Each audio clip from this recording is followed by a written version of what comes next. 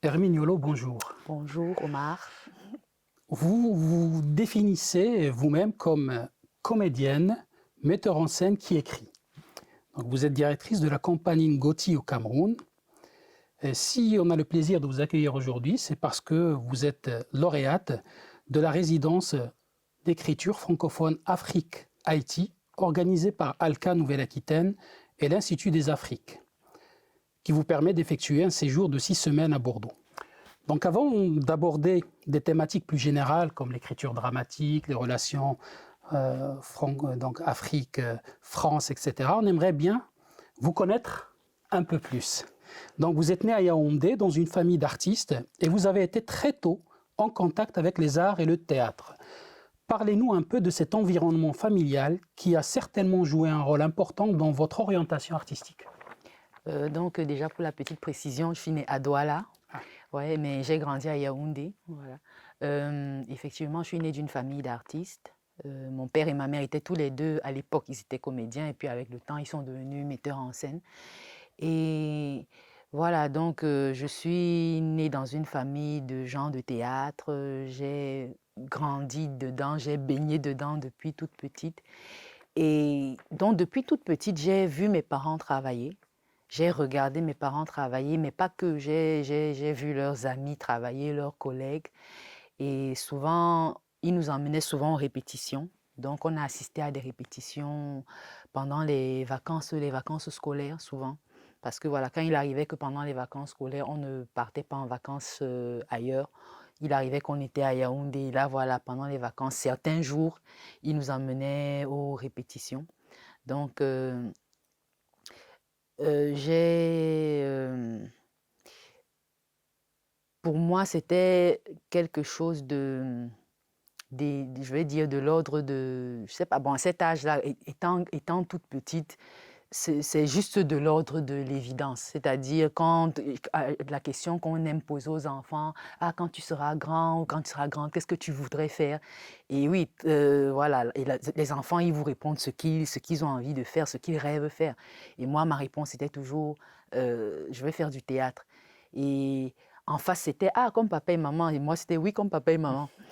Et il y en a qui, je vais dire ça en grandissant, je me suis rendu compte qu'il y en a qui ont pensé que ma réponse allait changer en grandissant, justement. Mais la réponse n'a jamais changé. C'était toujours, bah, je vais faire du théâtre. Je vais faire du théâtre, comme papa et maman. Parce que, voilà, je savais que c'était leur métier, parce qu'ils en parlaient à la maison, ils discutaient de leur métier à la maison, des projets sur lesquels ils travaillaient, ils en parlaient à la maison. Donc, très souvent, mes frères et moi, nous savions ce sur quoi ils travaillaient, nous savions avec qui ils travaillaient. Voilà, donc c'était de fait de baigner dans cet univers où il y avait tout le temps de la musique à la maison, des films à regarder, des livres, entourés de livres, les livres partout, quoi.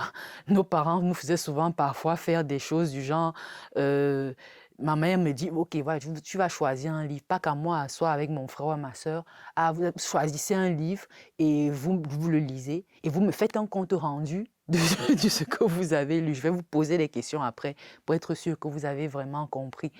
Donc, on avait ce genre d'exercice à la maison où, voilà, en fait, ça, c'était leur façon à eux de nous inculquer de ne pas être esclaves de la télé. La télé est arrivée relativement tard au Cameroun, c'est-à-dire la télé a commencé, je veux dire, on a commencé à avoir une télé d'État qui émettait, si je me rappelle bien, en 1987, que la télé a commencé à émettre au Cameroun. Mais avant ça, les gens avaient déjà des écrans télé, il y avait des gens qui avaient des écrans télé, qui avaient des magnétoscopes et tout. Nous, par exemple, en 85, on avait déjà un écran télé, mais la CRTV, qui à l'époque était CTV, Cameroon Television, a commencé à émettre en 1987. Donc, quand la télé a donc commencé à émettre, pour nous éviter d'être esclaves de la télé, on avait ce genre de truc où voilà, nos parents disaient, voilà, non, non, vous, là, vous n'avez pas le droit de regarder ça, vous avez le droit de regarder juste telle émission, vous avez le droit d'être devant la télé peut-être pendant maximum 2 heures. Et pour ne pas être esclave de ça, voilà, certains moments, on vous demande de choisir un livre de votre choix parmi tous les livres qu'il y a dans la maison. On vous dit, bon, ça, tu peux pas encore toucher parce que tu vas pas comprendre. Mais ces livres ici, là, tu peux choisir un livre dedans et tu le lis et tu fais un compte rendu. Donc, on avait plein de trucs comme ça. On avait des sorties.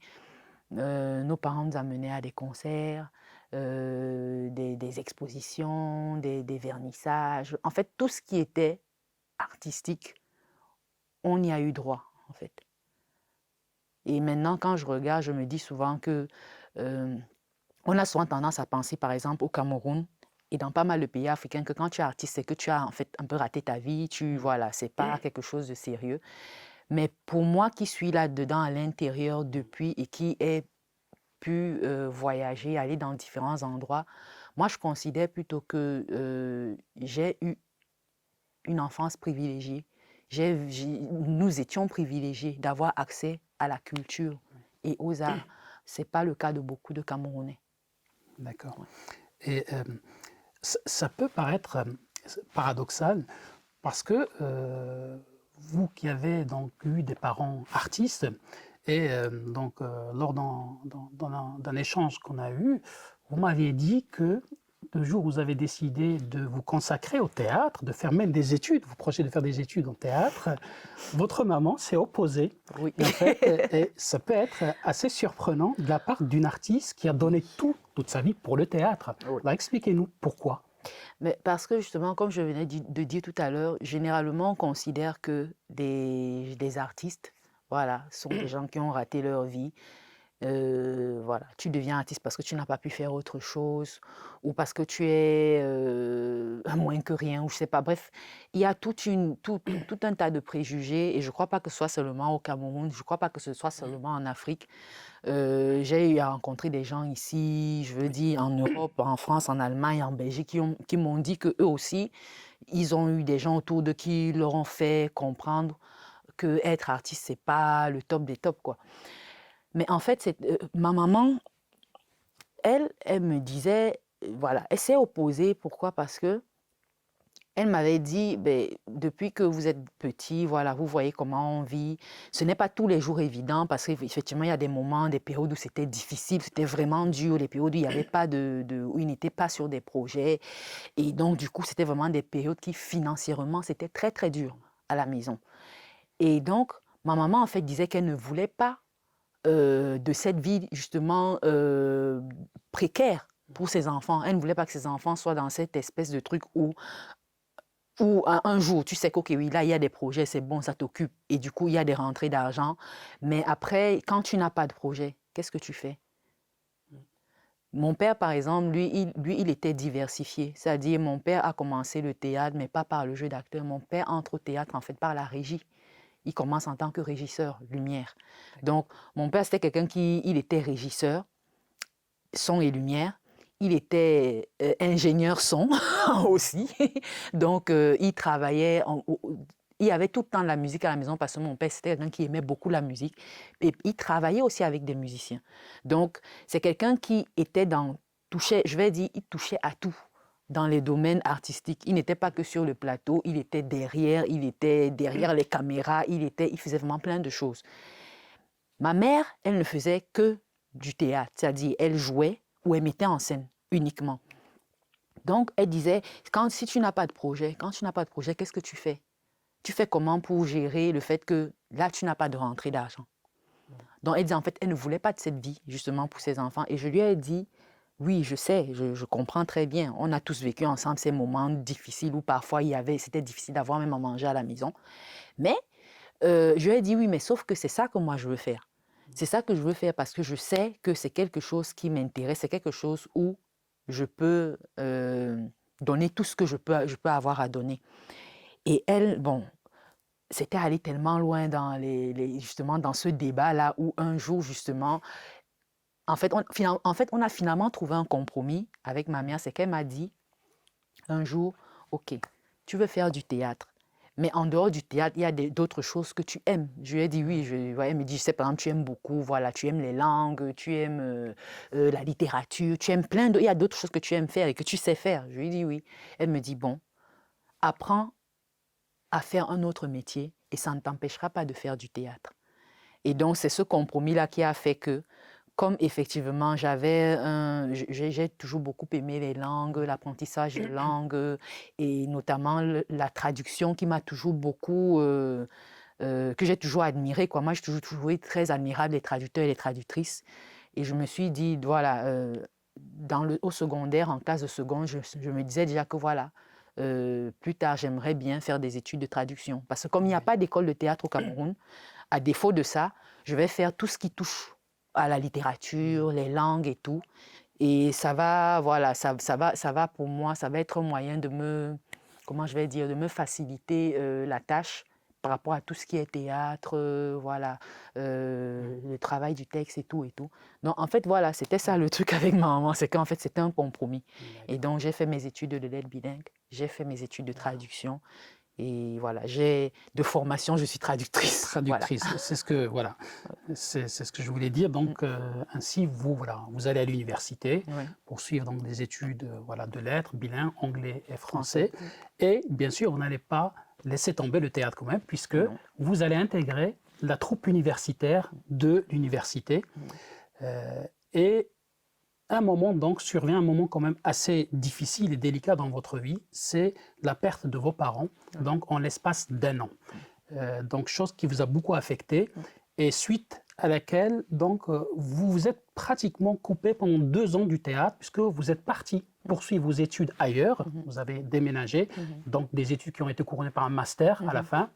Et puis au bout de 2 ans donc d'éloignement, on va dire, vous revenez à Yaoundé et puis vous décidez de reprendre la troupe de vos parents, la troupe Ngoti, chose qui n'était pas assez facile puisque vous étiez jeune.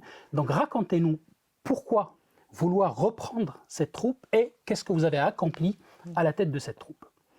Donc, oui, après le décès de mes parents, en fait, c'est plus de 2 ans, c'est 4 ans. Vraiment 4 ans où la compagnie Ngoti, on a arrêté les activités. Moi, j'ai eu les 2 ans d'études à l'ASTI, l'école de traduction à Boya. Et donc, effectivement, pendant 2 ans, je ne suis pas à Yaoundé, je suis à Boya, je fais mes études. Et je reviens donc après à Yaoundé. Donc, mes parents décèdent, mon père décède en 2004, et ma maman décède en 2005. Et quand je décide de reprendre la compagnie Ngoti, on est en 2009. Donc voilà, oui, 4 ans, à peu près 4 ans plus tard. Et en fait, qu'est-ce qui se passe pour que je décide de reprendre la compagnie? C'était vraiment pas chose évidente parce que certes, en âge, j'étais plus si jeune que ça, mais je veux dire, dans le métier, j'étais très jeune parce que mes parents ont fondé cette compagnie. Ils ont commencé à travailler, à créer cette compagnie en 1989 et la compagnie a commencé à avoir une existence juridique en 1991. Là, je suis encore toute petite. En 91, j'ai 10 ans. Donc, et c'était, je veux dire, c'est quelque chose qu'ils ont préparé. Ils l'ont mis sur pied et ils étaient expérimentés. C'est-à-dire, ils avaient déjà du métier en tant que comédien, en tant que metteur en scène. Ils avaient déjà fait des choses aussi bien sur le plan national que sur le plan international. Donc, ils connaissaient leur métier. Donc, quand ils créent cette compagnie, ils savent quel est le but. Quel est l'objectif de la création de cette compagnie? Pourquoi il la crée? Dans quel but il la crée? Et comment il faut travailler à ça pour arriver à ce but-là? Et je précise, le but de la compagnie Ngoti, c'est quoi? C'est que quand ils mettent la compagnie Ngoti sur pied, c'est dans le but de pallier un manque. C'est que de manière générale, en Afrique subsaharienne, on a un sérieux problème de diffusion et de diffusion déjà de livres de manière générale, mais de pièces de théâtre encore plus. C'est facile de trouver des auteurs de théâtre africains classiques dans des librairies, dans des bibliothèques, mais des auteurs contemporains, c'est difficile de les trouver. Déjà à cette époque, actuellement encore c'est encore compliqué, mais imaginez à cette époque ce que ça pouvait être. On ne savait même pas s'il y avait des gens qui écrivaient encore, qui continuaient à écrire du théâtre, qui s'intéressaient au théâtre. Les quelques qui le faisaient, ils n'étaient pas connus, on n'avait pas accès à eux. Donc, eux, quand ils créent la compagnie Ngoti, c'est de mettre tout un travail de chaîne depuis le début, à savoir depuis l'écriture, jusqu'à la diffusion. C'est-à-dire la pièce, elle est écrite. Maintenant, elle est écrite, on la donne à un metteur en scène, à des comédiens qui vont travailler sur ce texte-là, qui vont découvrir la langue de cet auteur-là, qui vont travailler à connaître cet auteur, et ils vont créer la pièce. Ensuite, il faut travailler à diffuser la pièce le plus possible. Donc ça, c'est quand ils créent la compagnie Ngoti, ils ont tous ces outils-là pour eux. Mais moi, quand je reprends la compagnie Ngoti en 2009, moi, je n'ai pas encore tous ces outils. Je suis encore, en fait, quand mes parents meurent, je suis en pleine, je vais dire en pleine formation. Je fais des stages, je fais des ateliers pour me former, même si je suis à l'université. Et quand ils s'en vont, et je commençais aussi déjà à travailler avec eux. Et quand ils s'en vont, je me sens mais vraiment coupée de tout.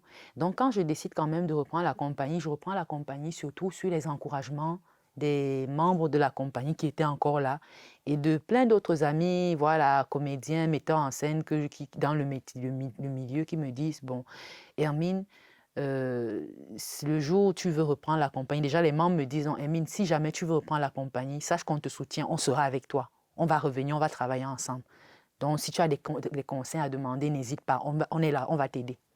Donc ça, déjà, ça me donne un peu de courage, quoi. Et il y en a une en particulier, Yaya Mbile, qui me dit Hermine, tu as passé ta vie à regarder tes parents travailler. Non, je lui dis oui. Elle me dit, voilà, tu n'as même pas idée de tout ce que tu peux avoir emmagasiné comme connaissance. Commence et tu vas voir que tu vas être surprise de tout ce qui va venir. Et c'est autant de choses qui ont fait qu'en 2009, en novembre, voilà, un jour, je me décide définitivement. Et je l'annonce même d'ailleurs à ma famille, à maison, mettant que bon, c'est bon, là, je vais reprendre la compagnie. J'annonce aux membres de la compagnie que bon, les gars, on va reprendre. On fait une première réunion en novembre 2009 et on décide de se relancer. Et voilà, et ils savent c'est quoi mes lacunes. Donc, moi, je n'hésite pas à leur demander conseil.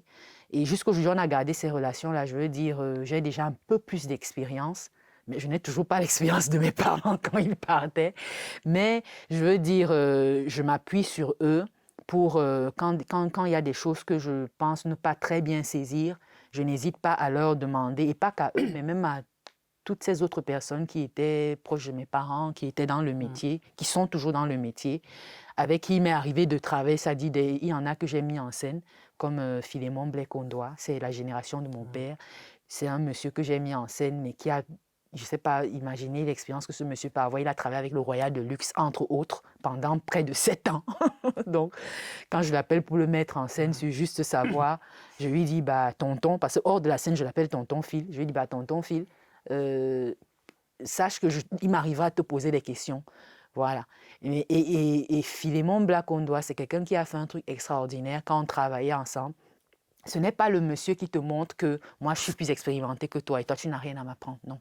C'est le monsieur qui se laisse diriger, qui te laisse, c'est-à-dire il t'autorise à tâtonner avec lui.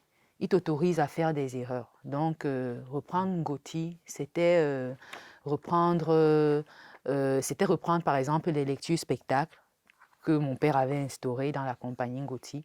Et d'ailleurs, à l'époque, il est le premier à faire des lectures spectacles, à organiser des lectures spectacles au Cameroun. C'était reprendre voilà, des créations théâtrales. Je n'avais pas d'expérience en mise en scène, mais voilà, on s'est jeté, il faut se jeter puisqu'il faut nager, nageons. Voilà. Donc, et puis, comme on dit, voilà, c'est en forgeant qu'on devient forgeron. Donc, je crois que j'applique ça tous les jours. C'était reprendre quoi? C'était reprendre quelque chose d'essentiel à la compagnie Ngoti, un projet essentiel que nous relançons cette année, en 2021, à savoir la résidence d'écriture dramatique Ngoti. Ça, pendant longtemps, je n'ai pas osé m'attaquer à ça parce que ça demandait vraiment d'être vraiment outillé. Et c'est quand j'ai commencé à faire des résidences d'écriture moi-même que j'ai eu les outils. J'ai considéré que oui, là, maintenant, j'ai assez d'outils pour oser m'attaquer à ce projet-là en particulier, qui était un des projets phares de la compagnie Ngoti. Et donc, depuis 2020, on a commencé à se préparer, 2019, à se préparer pour lancer la résidence d'écriture dramatique, qui voilà, va se tenir à partir du 22 mai. Super. Donc voilà, vous avez évoqué la formation. Hein, ça, et donc, bien sûr que le travail au sein de cette compagnie a été formateur. Mais la formation, je crois que dans votre parcours, c'est quelque chose de très important pour vous, parce que vous avez commencé tôt à faire des ateliers, à participer à des stages de formation, puis les résidences vont arriver. Et donc, vous avez effectué un nombre très important tout le long de votre carrière, donc ces formations-là. J'aimerais bien, puisque vous êtes aujourd'hui à Bordeaux dans ce cadre-là, j'aimerais bien savoir qu'est-ce que ça vous a apporté, ces stages de formation, ces résidences, et quelles sont aussi les rencontres importantes que ces résidences ont permises dans votre parcours et dans votre vie artistique. Bah, pour moi, ça a toujours été important de faire le plus de stages et d'ateliers possibles. Parce que comme je l'ai dit plus tôt, il n'y a pas d'école de théâtre de formation au Cameroun. Presque tous les artistes, les gens de théâtre au Cameroun qui sont là, que ce soit des acteurs, des metteurs en scène, presque tous se sont formés comme ça, c'est-à-dire en suivant des ateliers donnés par des professionnels, soit camerounais, soit étrangers, soit au Cameroun, soit ailleurs. Donc pour moi, ça a toujours été important de participer à ces événements-là. Et je dois dire que ça a été très, très bénéfique parce que je ne juge pas que le fait de n'avoir pas été dans une école de théâtre me fasse défaut aujourd'hui. Pas du tout. Ou le fait, maman disait souvent qu'il n'y a pas meilleure école que l'observation. Le fait effectivement de se regarder les gens faire, juste de s'asseoir et de regarder les gens faire, c'est une très grande école. C'est une école qui apprend la patience, qui apprend l'écoute, qui apprend, qui mine de rien fait que beaucoup de choses se mettent à tourner dans notre tête. En tout cas, moi, c'est comme ça que j'ai toujours eu à vivre ça. Ça dit, chaque fois que je regarde des gens travailler, peu importe le domaine, peu importe ce qu'ils font, le fait pour moi de m'asseoir et de regarder quelqu'un, je ne sais pas, manipuler un appareil, comment il branche tel appareil, je ne sais pas, comment il démonte ceci, il y a plein de rouages du coup, qui se mettent en marche dans ma tête.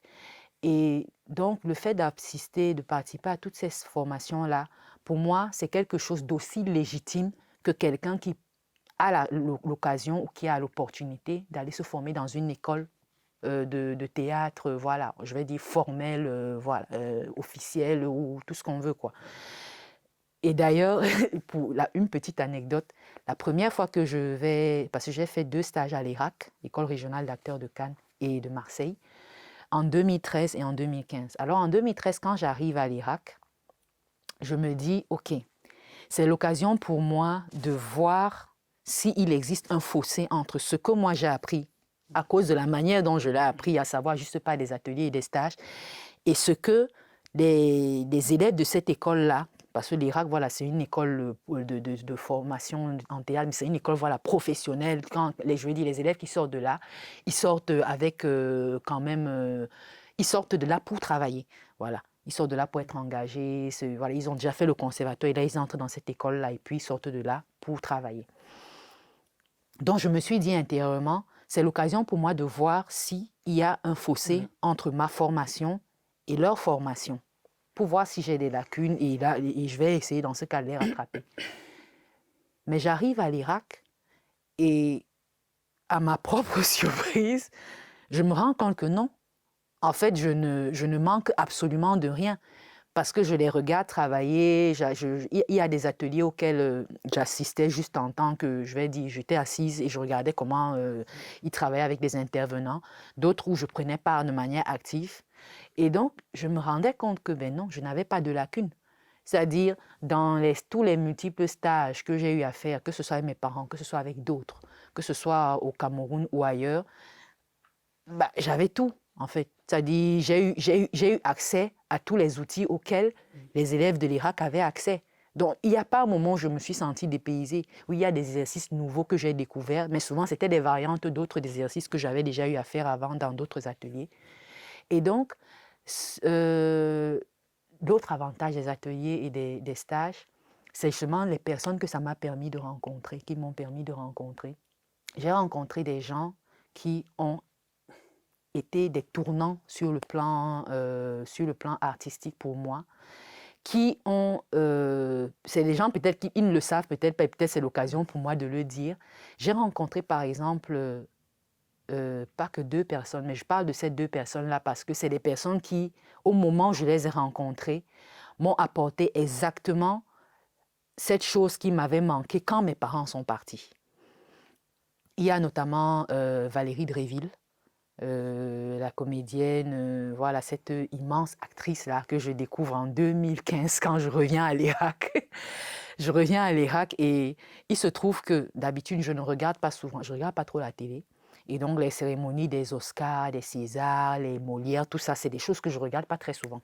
Mais il se trouve que l'année d'avant, fin année 2014, j'ai regardé la cérémonie des Molières et il y avait cette dame qui avait remporté le Molière de la meilleure actrice du théâtre public, voilà, en France. Et je me rappelle que quand cette dame-là, je la vois monter sur la scène pour prendre son prix, je me dis, waouh, mais cette dame, je l'écoute parler, je me dis, waouh, elle est sobre, c'est-à-dire, elle est très centrée, c'est-à-dire ça, je note ça chez elle, dans sa façon de parler, les propos qu'elle tient. Et par rapport, je crois, à cette période-là, il y avait une situation assez tendue en France sur la place des intermittents. Et donc, il y en avait qui avaient tenu des discours très forts. Et elle, son discours m'avait marqué. Je me dis, waouh, cette dame. Et on montrait un extrait d'une des pièces qui a fait en sorte qu'elle gagne ce prix. Et voilà, elle m'a marqué. Et quand je viens donc en 2015, l'année juste après, en début 2015, je reviens à l'Irak. Un de mes camarades de la promotion vers laquelle je fais le stage me dit « Ah, mais tant mieux, parce qu'on va travailler justement avec, avec Valérie Dréville à remporter le Molière. Tu dis que tu as regardé la cérémonie des Molières, c'est elle qui a remporté meilleure actrice. » Et je retourne revoir et je dis « Ah oui, c'est elle. » Donc, mais je dis, elle, par exemple, c'est elle qui m'a permis de mettre des mots sur un travail qui m'intéressait déjà particulièrement au théâtre, à savoir vraiment ce travail de le jeu, le travail intérieur de l'acteur. Comment l'acteur se prépare de manière vraiment intérieure comment il prépare les rôles qu'il doit jouer, comment il se prépare pour être sur la scène. Moi, la question de l'intériorité de l'acteur, c'est une question qui avait commencé très tôt à m'intéresser. Mais je n'avais pas à mettre des mots concrets dessus. Ça m'intéressait, je m'intéressais à ça, je me posais des questions, mais je n'avais pas à mettre des mots dessus. Et donc, quand j'arrive, elle nous fait travailler sur la méthode de... Il ne faut pas que je dise des bêtises, sinon... Elle nous fait travailler sur la méthode de cet élève de Stanislavski. Voilà, on travaille notamment sur Christian Lupa. Voilà. Et elle nous fait travailler là-dessus. Et du coup, et là, je me dis, oui, c'est ça que je cherchais. C'est-à-dire, dès qu'on a commencé, je me suis dit, c'est ça que je cherchais. Donc, elle m'a permis de mettre les mots dessus. Elle m'a permis de vraiment rendre ces choses concrètes pour moi. Et on a travaillé justement sur la construction du personnage selon voilà, la méthode de Stanislavski. Et ça a débloqué plein de choses en moi, quoi. C'était vraiment, on a travaillé pendant 3 semaines, mais c'était incroyable et intense le travail qu'on a fait avec elle. Il y a elle et il y a Dieudonné Nyanguna, qui, lui, je le connaissais déjà avant je le connaissais, je l'ai connu en 2003, je crois que je ne raconte pas des bêtises, ou 2002, parce qu'il se trouve qu'il participe à une résidence d'écriture dramatique Ngoti que mes parents ont organisée. Et c'est là, dans ce cadre-là, que moi, je fais sa connaissance. Et déjà, je me rappelle à l'époque, il me marquait, c'était, je ne comprenais pas tout, mais je savais que c'était important et c'était profond, ce qu'il écrivait, comment il le disait, comment il écrivait. Et donc, je le connaissais déjà avant que, je vais dire, à la limite, avant qu'il ne devienne qu'il ait toute la renommée que tout le monde lui connaît aujourd'hui. C'est pas qu'à l'époque, il avait déjà une renommée, hein, mais c'était pas encore ce que c'est aujourd'hui, quoi. Donc, mais après, j'ai eu l'occasion de travailler avec lui en atelier à Yaoundé plusieurs fois. Et pareil, lui, il m'a apporté un truc que je savais. Quand mon père est parti, je ne savais pas qui allait m'apporter cette chose. Et lui m'a apporté cette chose. Voilà. Ça, je ne lui ai jamais dit, mais voilà. Il m'a apporté ce truc-là aussi également. Mais en dehors de lui, j'ai rencontré plein d'autres gens. Martin Ambara, c'est un metteur en scène, auteur camerounais. J'ai rencontré, dans des formations, j'ai rencontré des gens comme Étienne Minungu, Derek Atral, Aristide Tarnada, Odile Sankara. J'ai rencontré Billy Abba, des studios Kira La Muse à Conakry. J'ai rencontré Souleymane Tianguel, qui a le prix RFI Théâtre actuellement. J'ai rencontré plein de gens qui chacun vraiment m'a apporté en termes et m'a renforcé dans mon idée de savoir la discipline, c'est important. L'autodiscipline, la discipline, la concentration, mais en même temps le lâcher-prise. Ça, c'est une notion très importante aussi que j'ai appris au théâtre, le lâcher-prise. Très bien. Donc, en plus d'être comédienne, metteuse en scène, on va parler un petit peu de l'écriture. Vous êtes aussi écrivaine. Je sais que vous êtes très tôt intéressée au texte, d'abord en mettant en scène des auteurs et même en montant des spectacles, sorte de montage poétique. Donc vous avez beaucoup travaillé sur les textes et vous l'avez dit vous-même, vous êtes sensible à la littérature au revers. Donc, je dirais, peut-être c'est tout naturellement, vous êtes arrivé à l'écriture. Si je ne me trompe pas, donc votre première pièce date de 2017, c'est La femme Isette. Et puis, vous avez donc peut-être c'est votre première pièce qui est éditée. Éditée, oui. Voilà, éditée. C'est File d'attente. Oui. Donc, voilà, qui est le fruit aussi d'une résidence d'écriture et qui est apparue dans l'édition Le Jeune Auteur. Voilà. Et donc, dans vos écrits, j'ai remarqué que la femme, ou pour reprendre une expression qui vous est chère, la voix de la femme, la parole de la femme est très importante. Donc, puisque dans La femme Isette, donc le premier texte, vous inspirez de Isis, dont Isette est l'autre nom, et vous aussi, vous convoquez aussi, ou vous inspirez de l'histoire de Nzinga, donc la reine des royaumes de Ndongo et Matambe. Donc voilà des figures fortes, féminines fortes, africaines. Alors d'où vient est-ce qu'on peut dire une urgence de mettre en scène ces paroles féminines? Ça vient tout simplement du fait d'un constat personnel, à savoir que la plupart des textes qui donnent voix à des femmes, très peu sont écrits par des femmes. C'est écrit par des hommes. Ce n'est pas un problème pour moi. C'est juste que je me dis, mais pourquoi les femmes ne prennent pas plus, justement, la parole? Pourquoi elles ne prennent pas plus cet engagement-là de dire, ou d'écrire, ou de peindre? Parce que ce n'est pas qu'au théâtre, c'est dans presque tous les domaines artistiques. Les quelques rares qui le font, très souvent, voilà, elles ne sont pas mises en lumière, ou elles sont éteintes, ou elles sont effacées, ou elles sont mises en arrière-plan. En tout cas, il n'y a pas beaucoup qui est fait pour que ces femmes-là soient entendues, pour que leurs paroles soient entendues. Et je préfère dire vraiment leurs paroles, parce que pour moi, la parole, ce n'est pas que verbal. Elle peut être écrite, elle peut être picturale, elle peut être... qu'est-ce que je vais dire? Ça peut être de l'image. Les femmes photographes. On connaît combien de femmes photographes? Moi, je n'en connais pas. Pourtant, je suis sûre qu'il y en a. Elles ne sont peut-être pas nombreuses, mais je dis les quelques rares qu'il y en a. Moi-même, je ne les connais pas. J'aimerais les connaître. Parce que les femmes ont un autre regard par rapport à la vie, par rapport au monde, par rapport aux gens, par rapport même à la nature, qui est intéressant à explorer. Pour moi, je pense que c'est intéressant de s'intéresser. Oui, c'est redondant. C'est intéressant de s'intéresser à ça, à cette vision, à ce regard que les femmes ont sur elles, sur leurs congénères, je vais utiliser ces termes-là, sur la société, sur les problèmes de la société, sur les problèmes du monde, sur tout. Ce n'est pas la même sensibilité. Ce n'est pas la même intelligence. Ce n'est pas la même intelligence. On dit souvent, oui, les femmes sont plus intuitives. Et ça, c'est vrai. Mais ce n'est pas que les hommes ne sont pas intuitifs. Peut-être qu'ils utilisent moins leur intuition. Mais les femmes, effectivement, ont une intelligence intuitive très développée qui, quand on le dit comme ça peut avoir l'air d'être quelque chose de...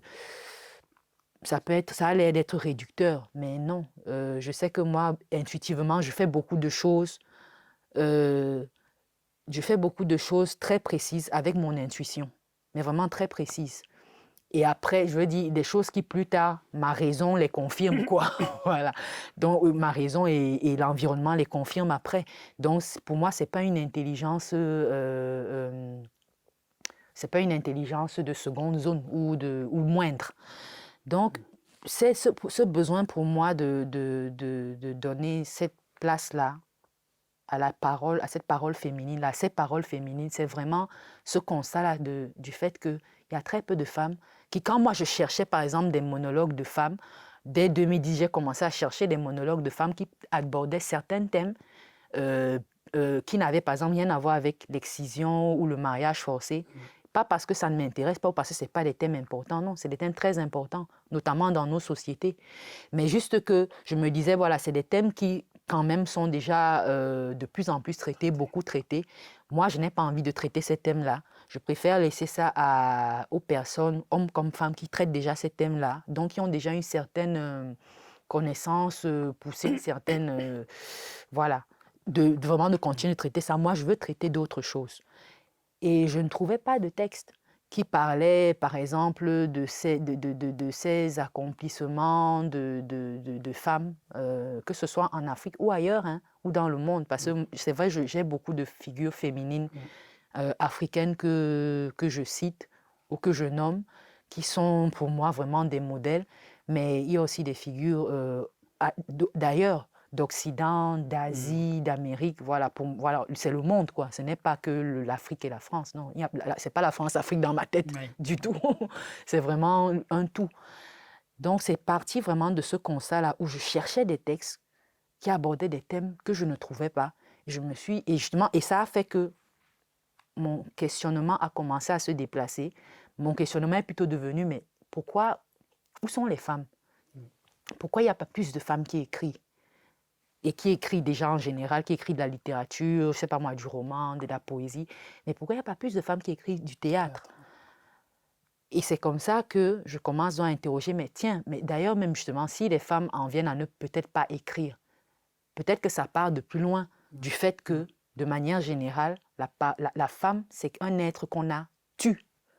On a fait taire cet être-là par plusieurs moyens, par plusieurs canaux, par la religion, par le patriarcat, par plein de choses. Donc c'est comme ça que j'en viens à écrire La femme Issette, parce que je m'interroge, et je me dis, bon, si tu ne trouves pas ce fameux monologue ou ces fameux duos, ces fameux textes qui donnent la parole à la femme sur des questions autres que l'excision, le mariage forcé, bah, peut-être qu'il faut que tu écrives ce texte. Et c'est comme ça que je commence à écrire La femme Issette en 2016. Et en 2017, voilà, à Conakry, je travaille dessus. Et voilà, et le personnage m'est inspiré par, effectivement, comme vous l'avez dit, Isis. Issette, moi j'appelle Issette de son nom originel en égyptien ancien, ou Asset. Et elle est inspirée d'Isis, mais inspirée aussi effectivement de Anne Zinga, cette reine-là qui a combattu de son règne, du temps de son règne, qui a combattu la colonisation portugaise dans le territoire qui est devenu l'Angola aujourd'hui.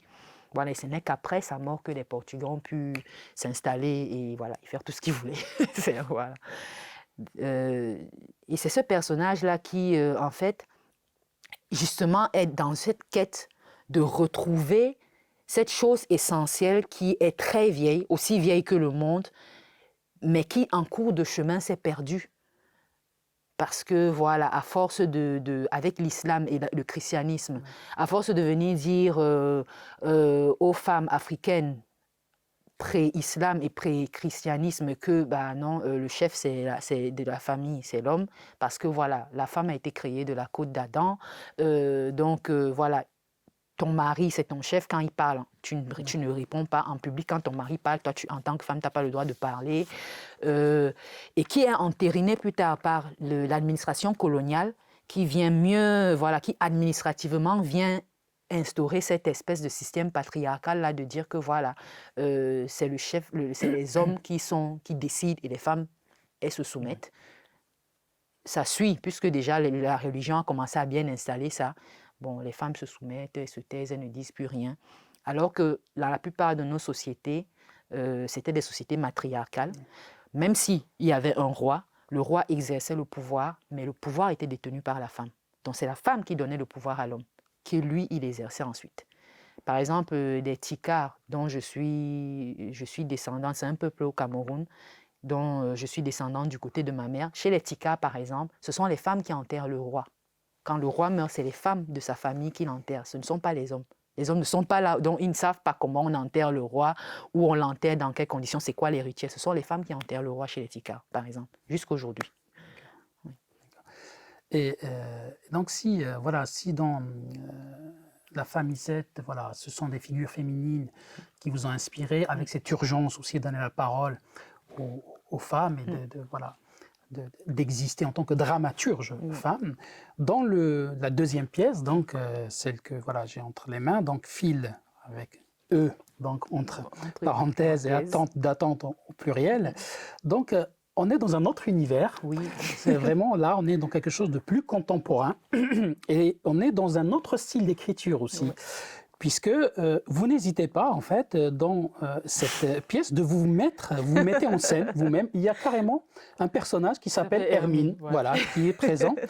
Et donc, ce qui a donné lieu, en fait, à une sorte de jeu de miroir, de mise en abîme. Donc, on ne sait pas trop, quand on lit cette pièce, qui est très intéressante, où est la fiction, la part de la fiction et de la réalité. Et il paraît que le point de départ de cette pièce, c'est un fait réel, c'est une attente de 4 personnes dans une gare. Alors, est-ce que vous pouvez nous parler un peu plus de cette idée originale qui a présidé à la naissance de cette pièce? Donc, Fil d'attente.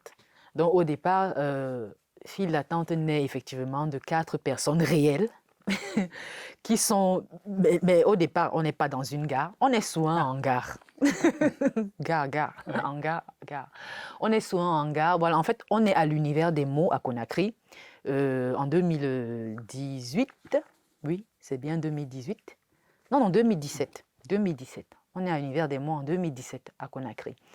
Et on est presque en fin de festival. Et il se trouve que ce jour-là, ce soir-là, parce que c'était un soir, on était presque en fin de journée, on attendait juste la dernière partie de la journée parce que généralement les soirées du festival se terminaient en journée. Jusqu'en soirée, il y avait des représentations théâtrales, il y avait plein de trucs qui se passaient. Et puis la soirée était clôturée par un concert. Chaque soir, il y avait un concert. Et donc ce soir-là, on est en train d'attendre, voilà, il y aura le concert qui va commencer, je ne sais pas dans combien de temps, mais on est tous épuisés. Voilà, il y a des gens qui sortent, qui essayent de placer des trucs. Et il se trouve que moi, je suis assise avec 3 personnes qui étaient, voilà, 2 c'était des festivalières, à savoir Josiane et Abby, qui se retrouvent être 2 des personnages. Et Yaya, qui, dans la vraie vie, était l'un des administrateurs du festival. Il était l'administrateur de la Muse. Et en fait, on était assis là, on était fatigués, on ne se parlait pas. Et je ne sais pas ce qu'on était juste là, assis. On ne se disait rien du tout. On était assis vraiment côte à côte et juste on était assis. Et j'ai commencé à me dire, mais ça c'est drôle. Juste le fait justement d'être assis comme ça, là, ça peut être le début d'une pièce. Et je leur fais part de l'idée. Et voilà, on est parti, on a tous éclaté de rire, on a commencé à rigoler. En fait, c'est ça le début. Ce début-là est devenu le début de la pièce, juste que j'ai transformé le hangar. D'ailleurs, c'est une scène qui existe dans la pièce. Dans la pièce. Démarre comme ça, Elle démarre comme ça. Mais après, tout le reste, après ça part dans la fiction. Ça part, mais totalement après dans la fiction, quoi. Mais voilà, les personnages, Yaya, Abby, Josiane, Hermine, voilà, sont inspirés de 4 personnes vivantes. Mais après, tout le descriptif qui est donné de ça, ça reste vraiment de mon imagination, de tout ce que j'ai développé après. Mais en fait, j'ai souvent des points de départ qui partent souvent parfois de rien du tout. Bon, je ne suis pas la seule, c'est que la plupart des auteurs, c'est comme ça. Donc, ça part souvent parfois un fait banal. Et puis, voilà, je commence à développer, à créer des trucs tout autour, à me raconter des histoires tout autour. Et donc, voilà, Fil d'attente part tout simplement de ça. Et après, j'ai développé une histoire qui... l'histoire que je voulais raconter au départ, à savoir l'histoire de 4 personnages qui se trouvent être des acteurs, qui se trouvent être, sont des acteurs, des actrices et un metteur en scène qui veulent au départ, qui sont en panne d'inspiration. En fait, l'autrice est en panne d'inspiration depuis 2 ans, elle n'arrive pas à écrire un texte. Or, il faut qu'elle écrive un texte pour que Yaya, le metteur en scène, puisse faire la mise en scène. Donc, ça fait 2 ans qu'ils sont en train de chercher l'inspiration. Ils cherchent l'inspiration. Ils vont dans différents endroits pour trouver l'inspiration. Bah, ils ne la trouvent pas. Ils ne trouvent pas l'inspiration. Mais sauf que ce jour-là, donc, ils vont donc dans cette gare-là. Ça fait quelques jours qu'ils vont dans cette gare. Et l'autrice, Hermine, mise en abîme, finit par trouver l'inspiration. Et au départ, voilà, moi, l'histoire que moi, Hermine, la vraie Hermine, je veux raconter, c'est l'histoire de ces acteurs-là, de ces gens de théâtre-là qui vont chercher l'inspiration, finissent par trouver l'inspiration, mais ça se finit par un drame, parce que il y aura un meurtre. Quelqu'un va tuer quelqu'un. Voilà.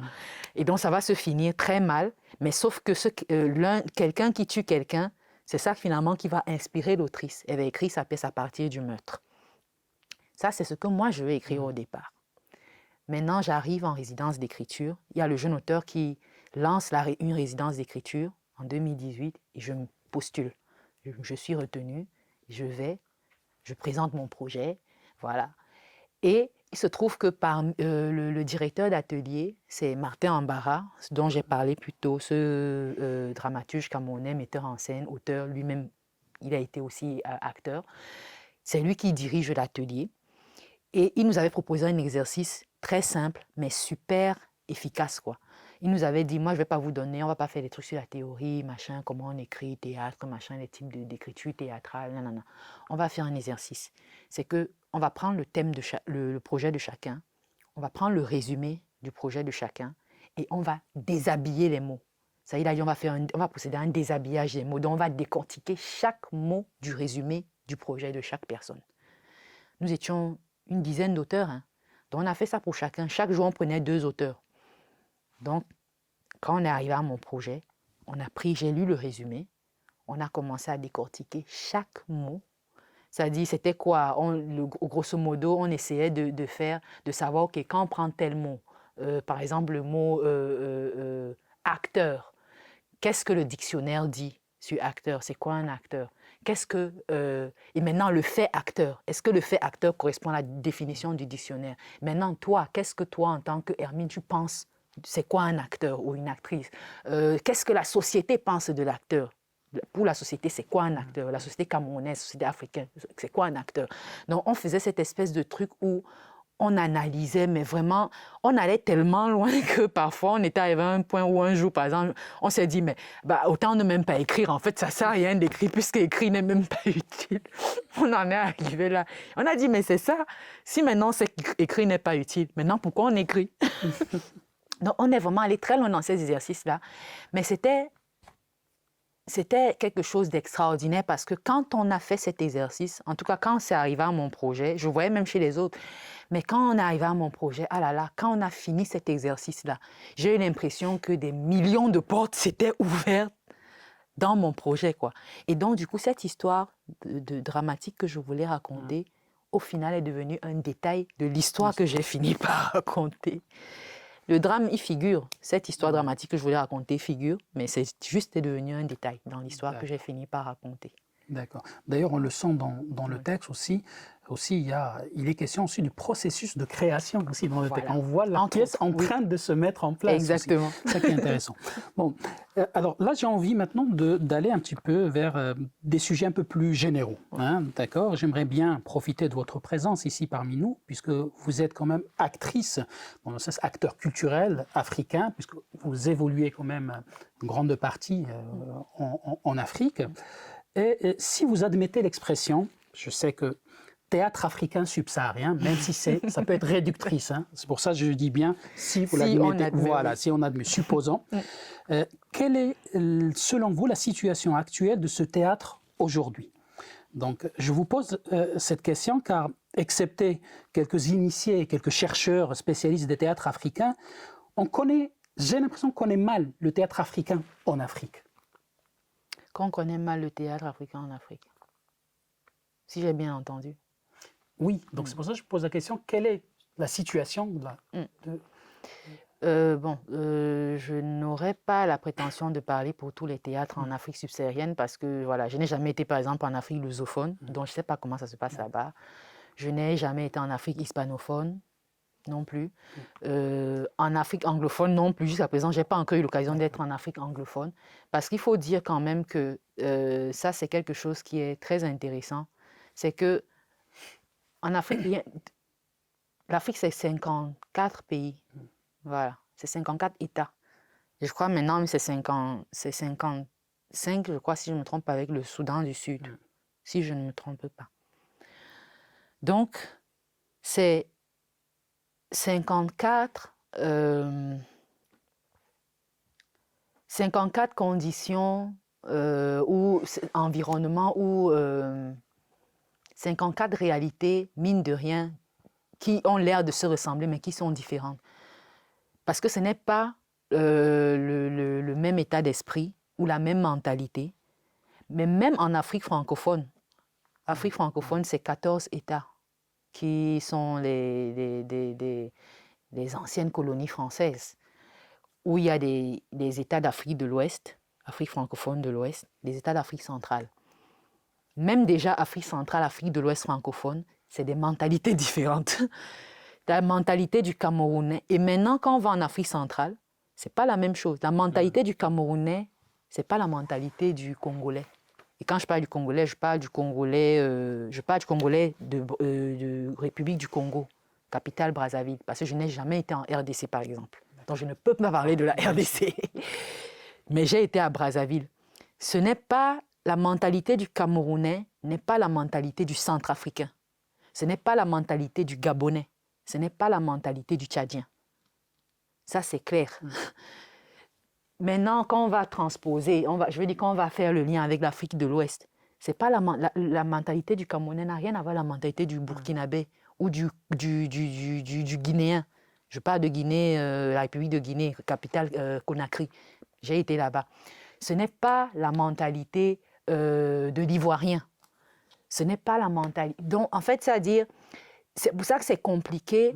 Je ne peux pas, moi, prétendre parler du théâtre en Afrique subsaharienne parce que les réalités ne sont pas les mêmes. Par exemple, au Cameroun, la culture, les arts en général, en particulier le théâtre, ne sont pas beaucoup soutenus par le gouvernement, par l'État camerounais. On n'a pas beaucoup de soutien. C'est peut-être, je crois que c'est aussi le cas au Congo.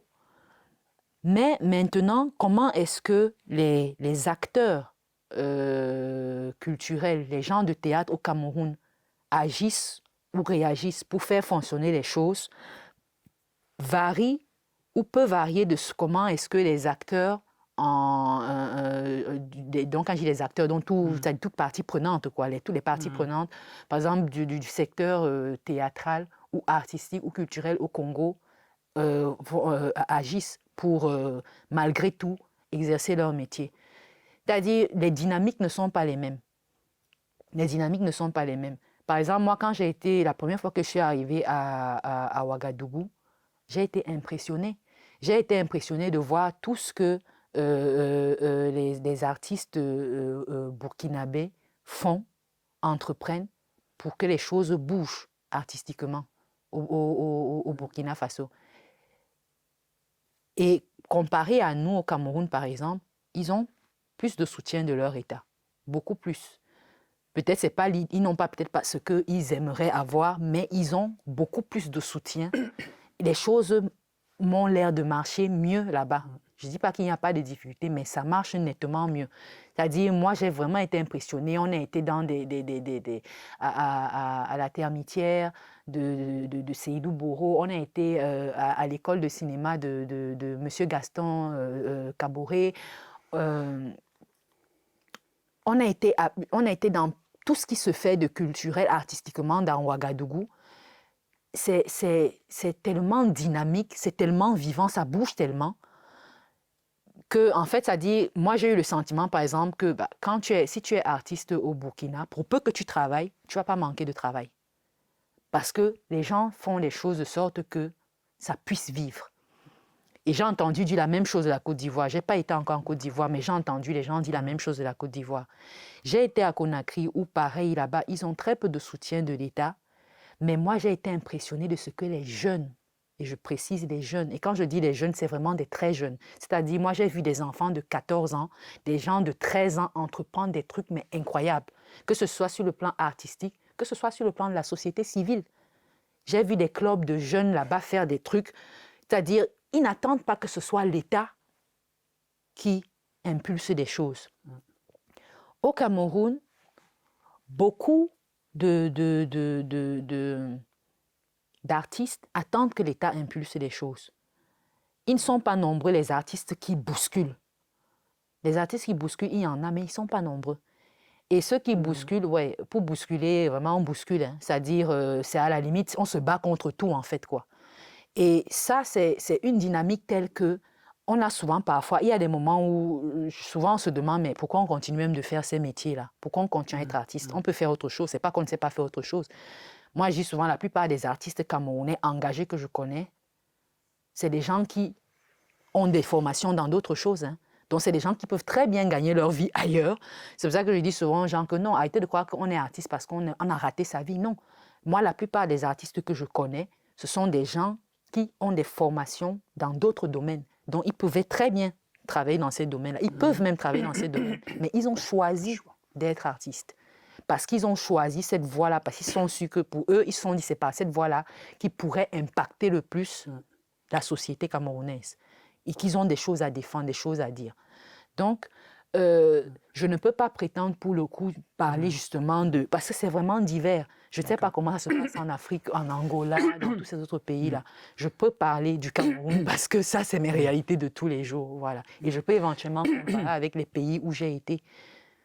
Par exemple, au Congo, moi, j'ai trouvé les gens sont très solidaires au Congo, à Brazzaville. J'ai été sur le festival de Mantina sur scène.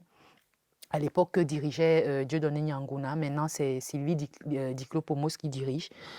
Moi, j'ai été émerveillée par la solidarité des artistes congolais que j'ai vus dans ce festival. Comment tout le monde travaille à ce que le festival se passe au mieux, que les choses se passent bien, que tout se déroule comme il faut.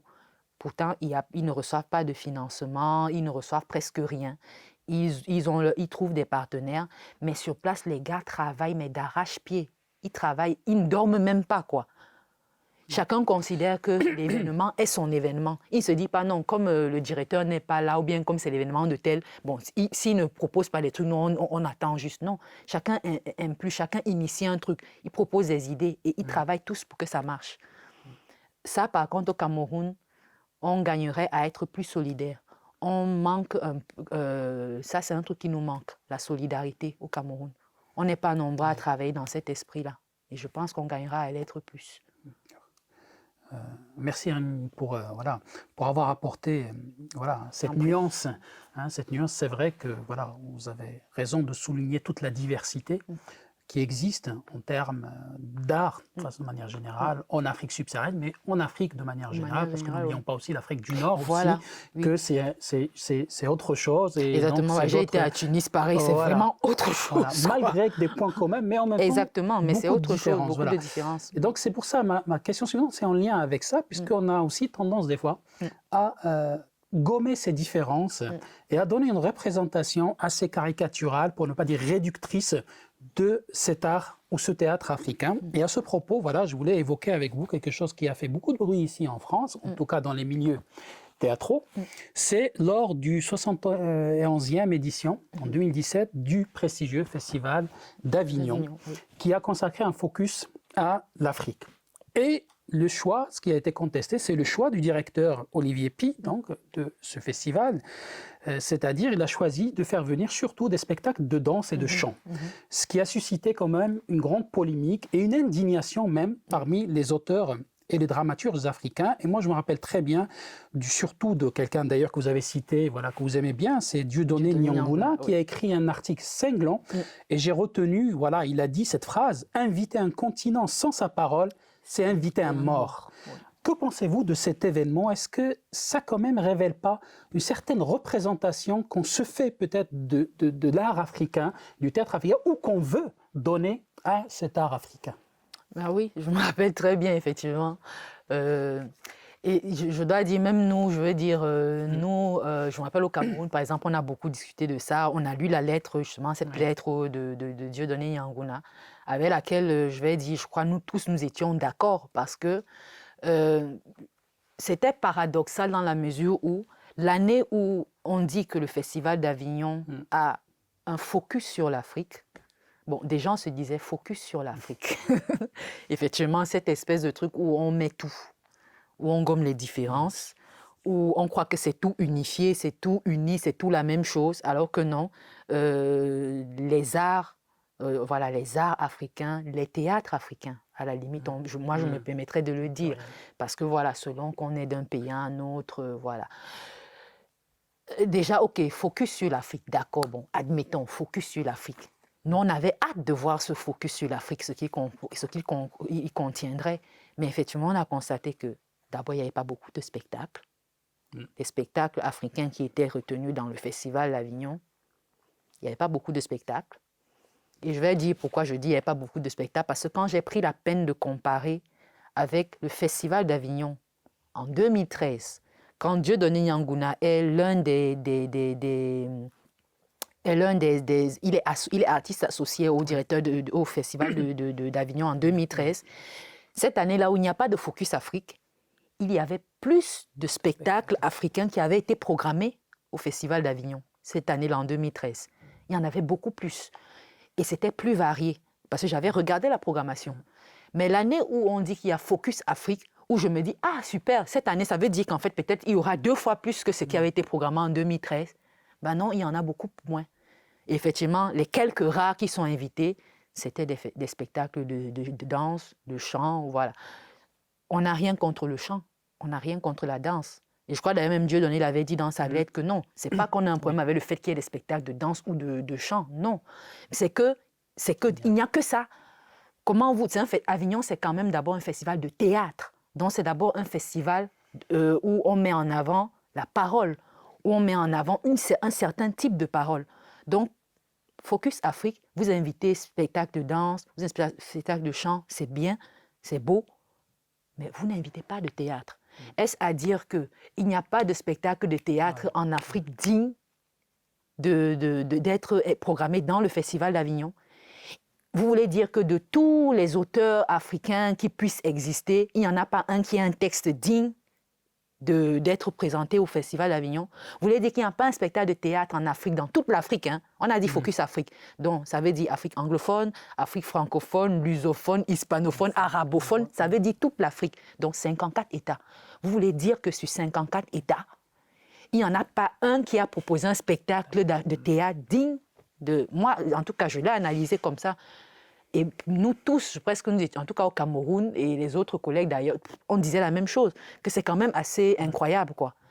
De toujours vouloir, c'est-à-dire, c'est toujours vouloir nous mettre dans la position, c'est comme si on a toujours à devoir prouver qu'on est bon, ou devoir prouver qu'on mérite d'eux, ou on est digne d'eux.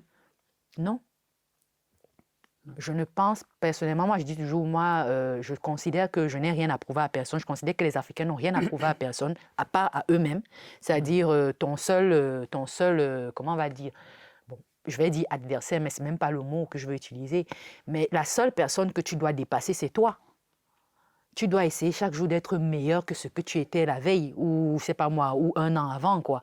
Donc, s'il y a quelqu'un à qui les Africains ont des choses à prouver, c'est aux Africains à eux-mêmes.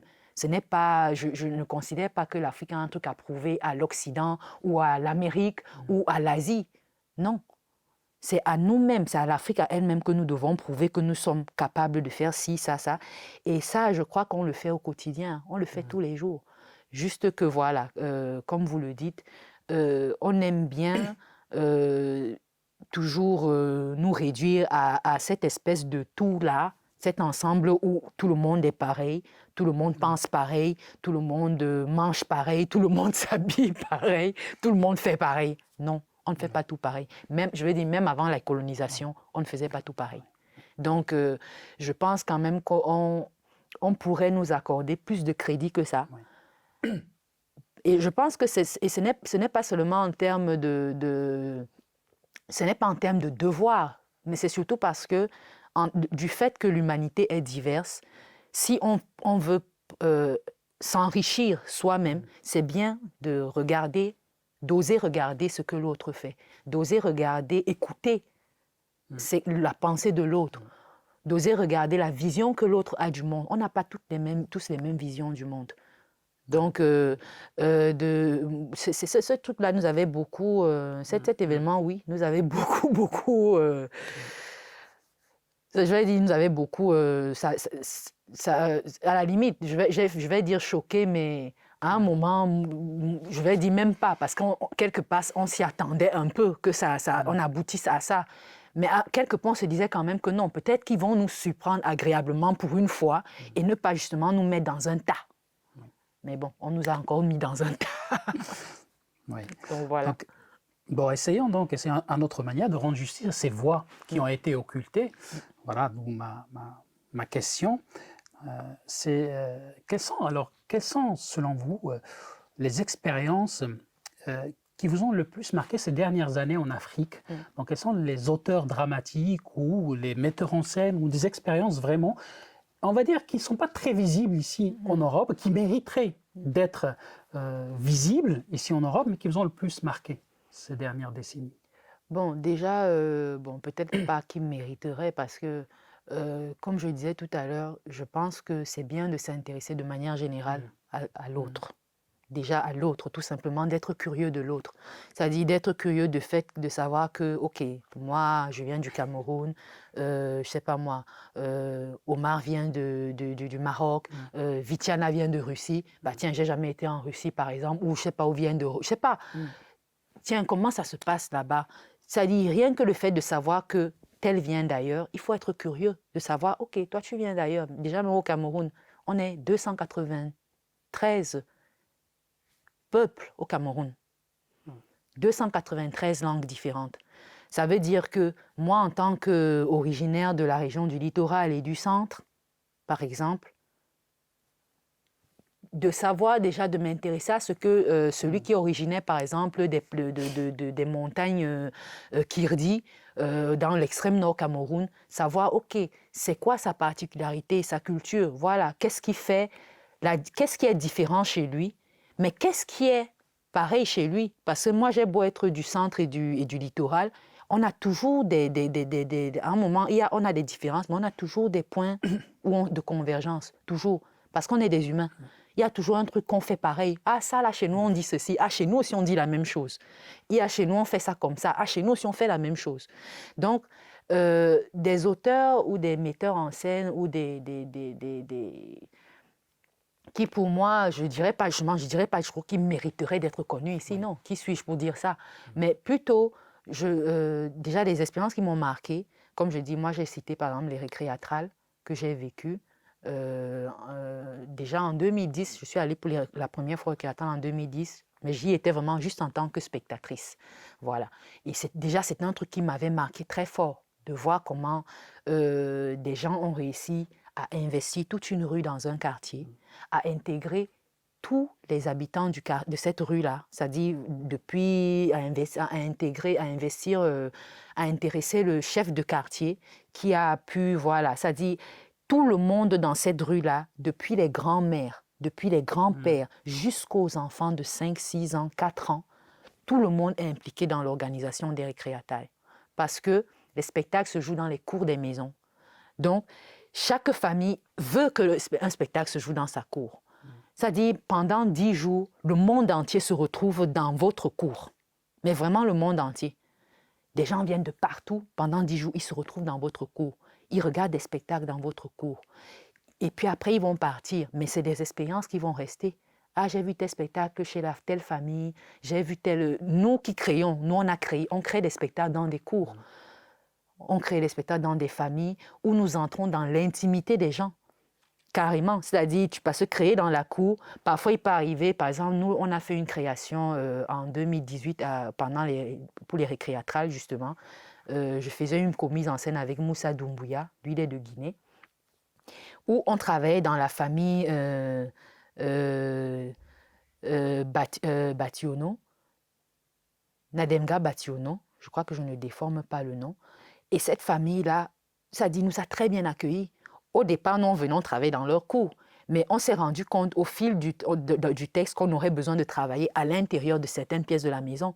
Donc, c'est d'aller dire, ça dit, c'est d'être dans cette famille-là où vous êtes dans leur quotidien, vous êtes dans leur intimité, mais vous devez respecter leur intimité. Et eux, de leur côté, ils respectent votre travail. Hein. C'est-à-dire, il y a des gens qui entrent, qui sortent, tout et tout, mais ils savent que, il y a des gens qui sont en train de travailler. Même si on entre, on sort. Parfois, c'est la maman qui dit, non, ne fais pas trop de bruit, ils sont en train de travailler, allez jouer là-bas, allez, machin, machin. Et nous, comment est-ce qu'on en vient à investir même la maison, le salon, une chambre, de dire, OK, maman, on a besoin de travailler dans la chambre, est-ce qu'on peut? Oui, oui, non, c'est bon. Et vous avez le garçon de cette chambre-là qui vous laisse sa chambre, il vous dit non, c'est bon. Il enlève certaines de ses affaires personnelles, les autres restent. Il dit non, c'est bon, faites ce que vous voulez et tout, jusqu'à l'heure où vous voulez, il n'y a pas de souci. Mais c'est à nous de nous dire, OK, non, on ne va pas dépasser certaines heures parce qu'après, il faut qu'on les laisse retrouver leur intimité. Donc, il y a des récréatrales qui m'ont marqué. Il y a, comme je dis, il y a Mansina sur scène qui m'a marqué. J'ai été 2 fois à ce festival.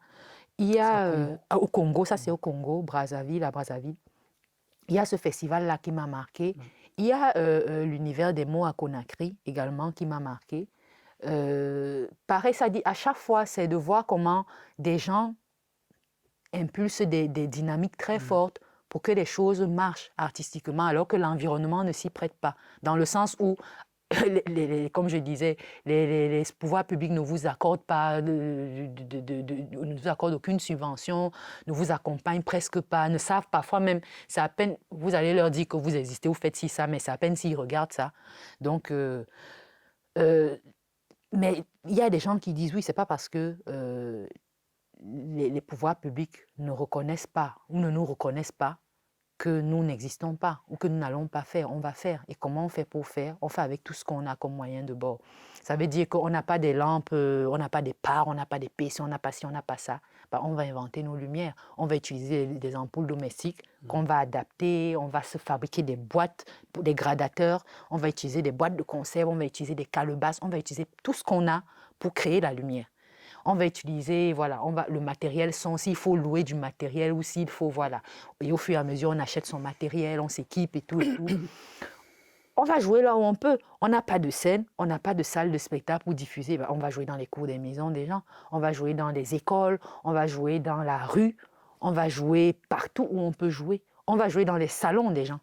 Ça, c'est des choses que les gens font sur place, quoi. Ça dit, ils font dans presque tous ces pays-là. On va jouer dans des salons. S'il y a une famille qui est d'accord on va en présenter des projets aux gens, aux chefs du quartier et tout. On leur dit, voilà ce qu'on fait, voilà ce qu'on aimerait proposer. On fait des concerts dans des cours, dans des quartiers, vraiment partout où on peut, quoi. C'est-à-dire, on se dit, OK, on ne va pas se laisser arrêter par le fait qu'il n'existe pas 4 murs. Peut-être même que c'est bien qu'il n'existe pas 4 murs. Peut-être que c'est justement là où les gens sont qu'il faut apporter tout ça. Donc moi, c'est des expériences comme ça qui m'ont marqué, des auteurs que j'ai eu à rencontrer, que ce soit physiquement ou de manière par la lecture. Il y en a qui sont, je vais dire, qui dans le milieu sont déjà connus. Il y en a qui ne sont même pas encore connus, qui débutent, mais qui proposent des trucs très intéressants. Des auteurs connus déjà, qui peut-être ne sont pas connus ici en Occident, ou peut-être qui sont connus, des auteurs comme Joël Ama-Javon, c'est un Togolais, il a une écriture très fine, c'est-à-dire il a une poésie, il écrit du théâtre, mais il a beaucoup de sensibilité dans sa manière d'écrire, de créer ses personnages et d'écrire ses pièces, beaucoup de sensibilité chez cet auteur-là. C'est-à-dire, il a une écriture, mais vraiment très, très fine aussi. Et il y a Joël Ama-Javon, il y a Kokouvi Difa Galé, qui lui aussi est togolais. Il y a des auteurs comme Kokou Yemadje, qui est béninois, Jérôme Tossavi, béninois. Chez les femmes, par exemple, elles ne sont pas nombreuses. Mais par exemple, il y a une autrice camerounaise qui, bon, depuis un certain temps, elle n'a pas écrit, mais voilà, elle s'appelle Nikes Magloire Wegan. Elle a une écriture, mais explosive, quoi. En même temps, beaucoup de sensibilité, beaucoup de poésie, mais c'est-à-dire, elle y va. Comme on dit, elle ne reste pas au seuil de la chambre, quoi. Elle ouvre la pièce et elle entre, quoi. Et il y a Des autrices moins connues ou des auteurs moins connus, ou pas connus du tout, mais que j'ai eu l'occasion de lire, que je suis en train de moi-même de découvrir.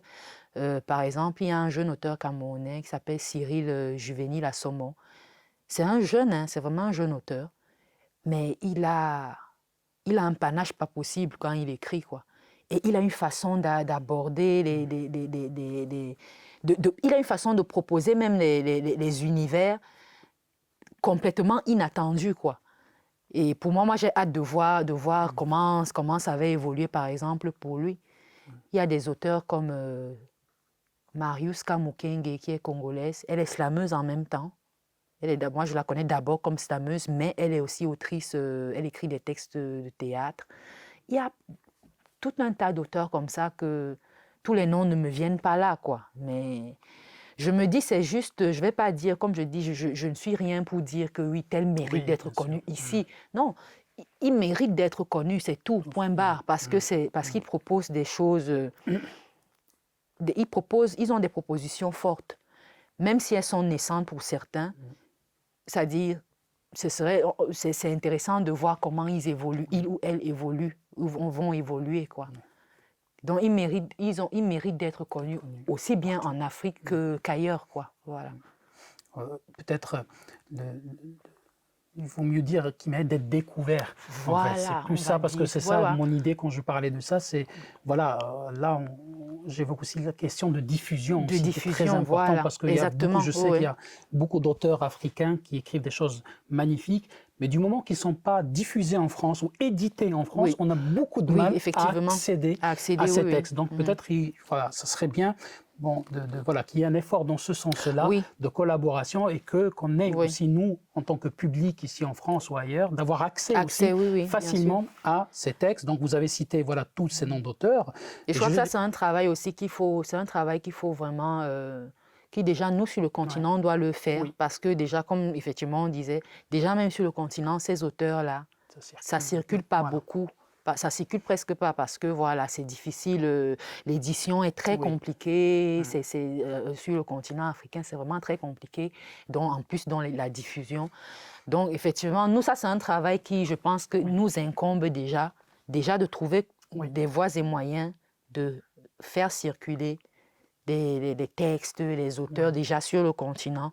Et je pense que de réussir à le faire, forcément, ça va entraîner de réussir à le faire partout ailleurs, en collaboration avec d'autres personnes, comme vous dites ici, dans d'autres pays, dans d'autres continents. Voilà, exactement. Voilà, c'est pour ça que vous avez parlé, donc cité pas mal d'auteurs, et moi je citerai aussi, il y a une autrice aussi, Hermine Yolo, c'est bien de la découvrir aussi, et voilà, à travers son texte, File d'attente quand même, voilà, ça mérite d'être lu, d'être découvert, d'être édité même en France aussi. Alors ma toute dernière question, c'est donc à l'occasion de cette résidence bordelaise, vous allez expérimenter un nouveau genre de création qui est le conte. Donc, parlez-nous un peu du projet sur lequel vous êtes en train de travailler en ce moment même. Alors, je suis en train de travailler actuellement sur l'écriture d'un roman qui se trouve être un conte. Il se trouve que donc je ne me censure pas sur les formes d'écriture. Je lui dis, voilà, tu écris, voilà, tu as le droit d'écrire tout ce que tu veux, comme tu le veux. Et je me dis aussi, ça, je fais toujours le lien avec... je dis toujours, bon, ça dépend de comment l'inspiration, l'histoire qui te vient. Voilà, si, par exemple, File d'attente m'est venu sous forme de pièce de théâtre, j'ai écrit une pièce de théâtre. Il se trouve que le texte sur lequel je travaille actuellement m'est venu sous forme de récit. Et j'ai donc commencé à écrire un récit. Et je me suis rendu compte que ce serait un récit, mais plus qui serait de l'ordre du conte. Du conte, pourquoi? Parce que dès le départ, les premiers mots, les premières phrases qui me sont venues étaient quand même assez particulières, du genre, voilà, je vis de gaz carbonique, d'air et de soleil comme les plantes vertes en journée. Donc, en fait, il y a ce personnage-là qui inspire de l'oxygène et inspire du gaz carbonique et expire de l'oxygène, exactement comme les plantes vertes en journée. Donc, c'est un personnage qui est déjà qui ne correspond pas à la norme humaine. Voilà, pourtant elle est humaine. Donc, c'est venu comme ça un jour. Et j'ai commencé donc à écrire cette histoire-là, et qui se trouve être un conte. Et un conte, on va dire, s'il faut le classer, on va dire c'est un conte écologique, dans la mesure où l'histoire traite de manière générale du rapport que l'homme, avec grand H, l'humain, a avec l'environnement, avec la nature notamment, donc avec les plantes, les animaux, avec l'eau, l'air, les montagnes. Et c'est venu de quoi? C'est venu en fait de ces souvenirs que j'ai, des contes que j'ai eu à lire étant enfant, que ce soit des contes africains, que ce soit des contes européens, asiatiques, voilà, que ce soit des épopées ou des légendes, vraiment, comme je dis, des épopées, des contes, des légendes d'Afrique, mais aussi de partout ailleurs, quoi. Ou que ce soit des contes, effectivement, qu'on nous racontait quand nous on était enfants, les contes que mes oncles ou mes tantes ou voilà, mes grands-mères nous racontaient quand on était enfants. Et c'était très souvent ce rapport, ce truc qui revenait très souvent, c'était le rapport de l'homme à la nature, l'homme aux animaux. Très souvent, c'était les histoires du temps où les animaux parlaient encore, du temps où l'homme comprenait le langage des animaux. Donc, c'est parti en fait de ça, là, de ce besoin de comment est-ce que je peux raconter une histoire qui traite euh, des questions environnementales, mais je préfère vraiment dire plus qui traite du rapport de l'humain à l'environnement en passant par une histoire, voilà, merveilleuse, par un conte, par une histoire fantastique où voilà, il y a des personnages merveilleux qui interviennent sur comment est-ce que euh, malgré le fait qu'on en soit arrivé malheureusement à une société de consommation capitaliste, consumériste, où vraiment on ne pense qu'à nous, ça dit oui, c'est moi l'humain, je suis l'homme, je suis au centre de tout, je suis au centre vraiment de tout, quoi. Je suis au sommet de la chaîne alimentaire, je suis au centre de tout autour de moi. On est devenu, on en est arrivé à ce point pour le nombril de l'univers.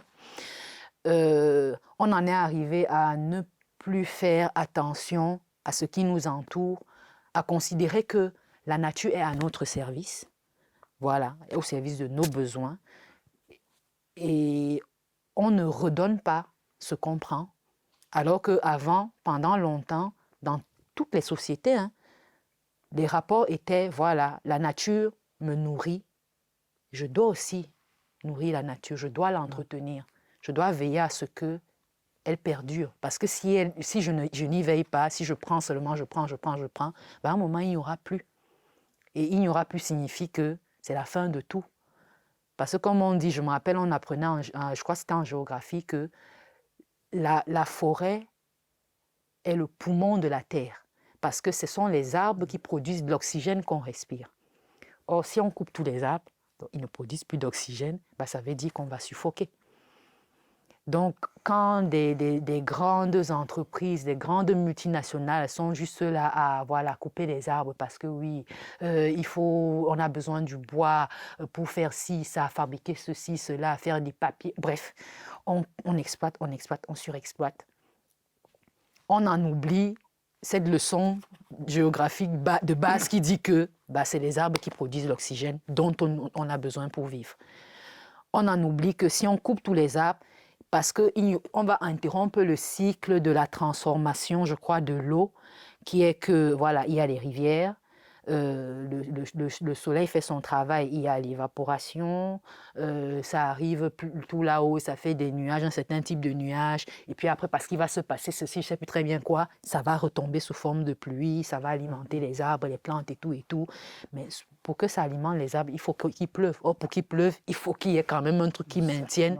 Voilà, il faut qu'il y ait un certain écosystème. Donc, on en est venu à oublier ce cycle-là. Et on travaille, c'est à croire qu'on travaille vraiment à l'interrompre, quoi. Genre, c'est bien, il faut le faire. Donc, pour moi, comment raconter ça? Mais ne pas se fixer, ne pas se focaliser justement sur le négatif. Parce que moi, malheureusement ou heureusement, je continue d'être quand même, de garder cette part en moi qui rêve, qui ose croire qu'on peut arranger les choses.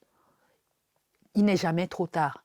On peut décider d'arranger les choses, même in extremis. Peut-être in extremis, peut-être qu'on ne va pas réussir, mais on peut arranger les choses. Et il faut qu'on reste quand même, qu'on garde quand même cette part de l'enfant en nous qui nous fait croire que tout est possible. À savoir de se dire que, bah tiens, pourquoi est-ce qu'on ne déciderait par exemple pas de revenir au troc? C'est-à-dire, j'ai besoin de sel et toi tu as du sel. Moi, j'ai un peu de riz, mais je n'ai pas de sel. Toi, tu as du sel, tu n'as pas de riz. Bah, on partage. Je te donne un peu de sel, tu me donnes un peu de sel, je te donne du riz. Voilà, et chacun a de quoi faire sa petite à manger, quoi. Pourquoi on ne peut pas revenir à ça, à ce système d'échange vraiment qui faisait qu'on échangeait, on prenait vraiment ce dont on avait vraiment besoin et on laissait tout le superflu. Pourquoi on ne peut pas décider, par exemple, oui, c'est peut-être utopique, mais moi je me permets de penser ça. Pourquoi est-ce qu'on ne pourrait pas tout simplement dire que, voilà, oui, arrêtons de couper les arbres. Ou bien, pour chaque arbre qu'on coupe, plantons un arbre avant de couper peut-être un arbre. Parce qu'un arbre ne pousse pas en 2 mois. Un arbre ne pousse pas en 2 ans ou en 3 ans. Un arbre, c'est des années à pousser. Dans le temps qu'on puisse avoir de quoi remplacer ce qu'on coupe, bah, peut-être commençons d'abord à planter des arbres avant de commencer à couper les arbres. Et pendant qu'on coupe, on continue de planter les arbres. Comment cette part en nous qui continue d'oser rêver, comment cette part en nous est peut-être la part qui peut nous sauver et qui peut faire en sorte qu'on agisse, qu'on travaille à nous sauver. Pas nous sauver, ça dit nous sauver, nous les humains, hein, parce que je dis toujours, moi j'en suis arrivée à me dire qu'en fait, l'humain, nous sommes devenus les parasites de la Terre, en fait. Et pour moi, je crois que la Terre sait très bien se débarrasser de ce qui la dérange. Ça veut dire que si on arrive à un point où on devient vraiment un danger pour tout, je crois que la Terre va se débarrasser de nous. Moi, je me le dis souvent, la Terre va finir par se débarrasser de nous. Or, si on ne veut pas que la Terre se débarrasse de nous, bah, reprenons nos sens et redevenons amis avec la terre, redevenons amis avec les plantes, redevenons amis avec les animaux, redevenons amis avec voilà, tout ce qui nous entoure là.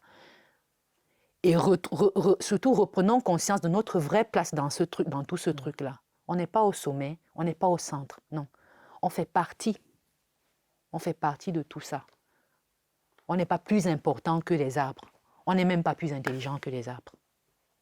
Donc, voilà, grosso modo, ce sur quoi je travaille. Et pour l'instant, le titre provisoire, c'est Les racines du baobab totem agrippaient la lune. La lune, voilà. Joli titre. Oui. Père Mignolo, merci. Merci beaucoup pour cet échange. Voilà, on vous souhaite une bonne résidence à Bordeaux. Merci. Et voilà, nous attendrons avec impatience l'aboutissement de votre projet. Voilà, nous espérons vous lire prochainement. Merci, Omar.